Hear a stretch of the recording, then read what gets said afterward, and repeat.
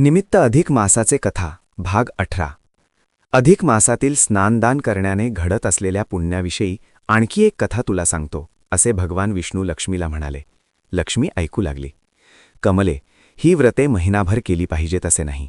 अशक्त आणि अनुपलब्धता या कारणावरून महिनाभर व्रत करताच आले नाही, तर अशांना पुण्यार्जनापासून वंचित ठेवायचे काय? नाही, धर्मशास्त्राने अशांच्यासाठी सूट देऊन ठेवलेली आहे.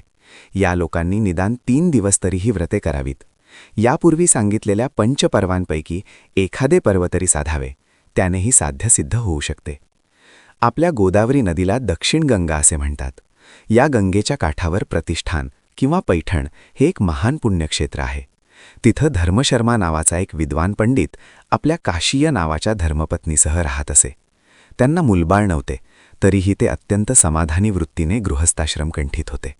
रोज गंगा स्नान हा नियम त्यांनी कधी चुकविला नाही. एकदा अशाच एका अधिक मासात ती दोघे गंगा स्नान करू लागले. वृद्धापकाळामुळे चालणे बोलणे सगळेच त्रासदायक होत होते. एकमेकांचा हात धरून दिनक्रम पार पाडित असताना तिसऱ्या दिवशी स्नान करून परत येत असता एक चमत्कार घडला. एक पिशाच्च समोर येऊन उभा राहिला. लालबुंद डोळे, लांब नखे, विस्कटलेले केस, अचकट विचकट दात. हे पाहून काशीबाई घाबरल्या, पण धर्मशर्माने मात्र धैर्याने, "कोण तू? हो बाजूला," असा दम भरला.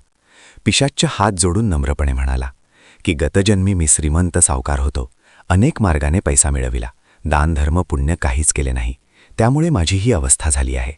आता पश्चात्ताप झाला तरी मी हतबल आहे.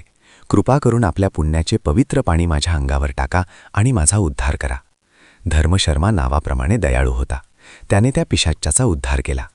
अर्थात अधिक मासातील पुण्यकृत्याने स्वतःचा तर उद्धार होतोच, पण फुलांच्या सहवासाने सर्वत्र जसे सुगंधित होते, तद्वतच पुण्यशील माणसांच्या स्पर्शानेही दीनदुबळ्यांचा उद्धार होतो. एकाच्या सदाचाराने अनेकांचा उद्धार करणारे असे हे अधिक महात्म्य सर्वांनीच आचरले तर सर्वत्र आनंदी आनंद होण्यास काय उशीर.